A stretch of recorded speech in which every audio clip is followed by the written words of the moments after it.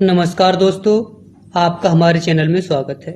इससे पहले के वीडियो में हमने आपको बताया कैसे ज्वाला सिंह ने आला की पत्नी मछला का हरण किया। इसके बाद महोबा में आला मछला हरण पर विचार विमर्श करते हैं तो आला के पुत्र इंदल आला से रूठकर अकेले ही पथरीगढ़ युद्ध को चल देते हैं। इससे आगे की कहानी अब हम आपको बताते हैं। इंदल अपने घोड़े पर सवार होकर पथरीगढ़ पहुंचते हैं।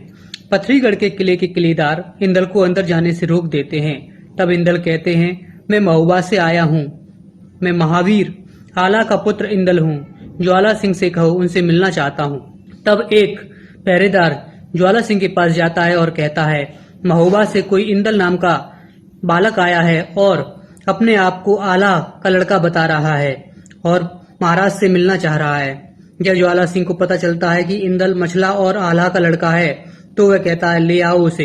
फिर पहरेदार इंदल को ज्वाला सिंह की सभा में लेकर आता है।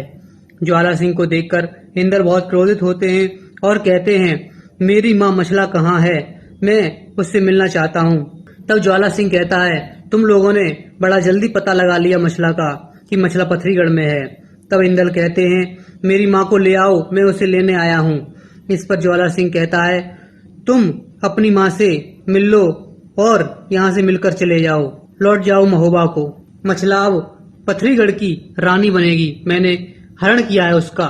इस पर इंदल बहुत क्रोधित होते हैं और ज्वाला सिंह से कहते हैं, बहादुर थे, वीर थे, तो उनका हरण रात में क्यों किया? एक क्षत्रिय की तरह युद्ध करते और दिखाते कितना बाहुबल है तुम्हारे बाजुओं में। इसे कायरता कहते हैं।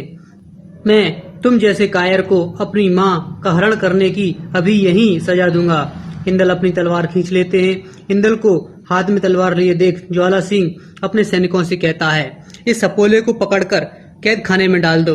फिर ज्वाला सिंह के सैनिक इंदल को बंदी बनाने को आगे बढ़ते हैं तो ज्वाला सिंह के सैनिकों और इंदल में युद्ध छिड़ जाता है। इंदल एक एक करके ज्वाला सिंह के सभी सैनिकों को हरा देते हैं। इसके बाद इंदल ज्वाला सिंह से कहते हैं, अब मैं तेरा हाल तेरे सैनिकों से भी बुरा करूंगा।